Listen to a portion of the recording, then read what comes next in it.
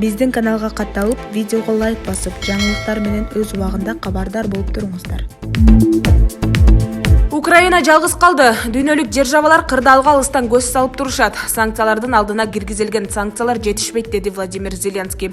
Бүгүн эртең менен биз кечекидей эле мамлекетибизди жалгыз коргоп жатабыз. Дүйнөнүн эң күчтүү күчтөрү алыстан карап турушат. Кечеки санкциялар Орусияны ынандырдыбы? Бул жетишсиз экенин угуп жатабыз, көрүп жатабыз, деди Зеленский. Орус президенти Владимир Путин 24 февралда таң эрте билдирүү жасап, Донбасста атайын аскердик операция уюштуруу деген жүйө менен Украинага согуш ачты. Ал Украин жоокерлерин куралдарын тапшырып, үйүнө кайтууга чакырды. Таңкы саат 5-терде орус аскерлери Украинага чабуул жасап, басып кирди. Владимир Зеленский бул аракетти өлкөгө каршы согуш деп атап, дүйнө лидерлерин Путинге каршы коалиция түзүүгө чакырды.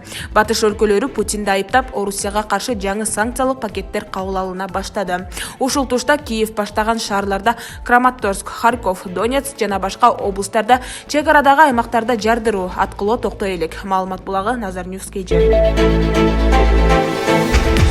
200 жыл бирге болгон Орусия менен дагы 300 жыл бир болууга даярбыз деген президент Садыр Жапаровдун билдирүүсүн министрлер кабинетинин башчысы Акылбек Жапаров Орусиянын өкмөт башчысы Михаил Мишустин менен жолукканда билдирди. Эске салсак, жолугушуу 24 февралда Казакстандын Нур-Султан шаарында өткөн Евразиялык өкмөт аралыгынын кеңешинин кезектеги жыйынынын алкагында уюштурулган. Россия Федерациясы менен Кыргыз Республикасынын кызматташуусу маанилүү экенин белгилеген Акылбек Жапаров жолго чыгарда урматтуу президент Садыр Жапаров менен жолугуштум. Ал Орусия менен 200 жыл бирге болгонубузду, дагы 300 жыл бир болууга даяр экенибизди айтты. Маалымат булагы Аргумент KG.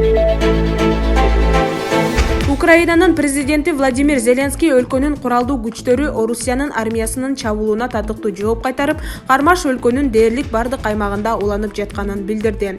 24 февралдагы атайын брифингде ал аскерлер жардамга муктаж экенин кошумчалап, Украинанын суверендиктерин коргоону каалаган жарандардын баарына курал таратыла баштаганын белгиледи. Биздин элдин келечеги азыр ар бир жарандан көз каранды. Курал кармоо тажрыйбасы бар ар бир киши Украинаны коргоого кошулса болот. Бул үчүн алар тиешелүү борборлорго келиши керек. Ички иштер министрлиги мамлекетти коргоо үчүн ардагерлерди да тарта баштады, деди ал. Белгилей кетсек, буга чейин Украинада аскердик абал киргизилгени кабарланган. Эске салсак, 21 февралда Путин Украинанын чыгышындагы жикчилдердин Донецк элдик республикасы жана Луганск элдик республикасы түзүлүштөрүн көз карандысыз мамлекет катары тааный турганын жарыялаган. Алардын лидери менен кызматташуу келишимине кол койгон чечимди Мабдума 22 февралда ратификациялады. Ошол эле күнү Федералдык кеңеш орус аскерлерин Донбасста колдонууга уруксат берди.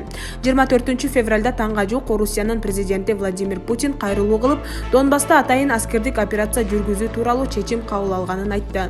Украинанын президенти Владимир Зеленский Орусиянын аракеттерин өз өлкөсүнүн суверендиктерин бузуу катары баалады. Украинанын парламенти башка өлкөлөргө кайрылып, жикчилдер ээлеп турган Украинага караштуу аймактарды Орусиянын артынан танбоого чакырды. Батыш өлкөлөрү жана НАТО Евробиримдик да Москванын кадамын кескин айыптады. Кремлдин соңку чечими Донбасста кырдаал курчуган маалда кабыл алынды. Өз кезегинде Орусия Украинанын тегерегине 150 миңдей аскерин жыйнаган.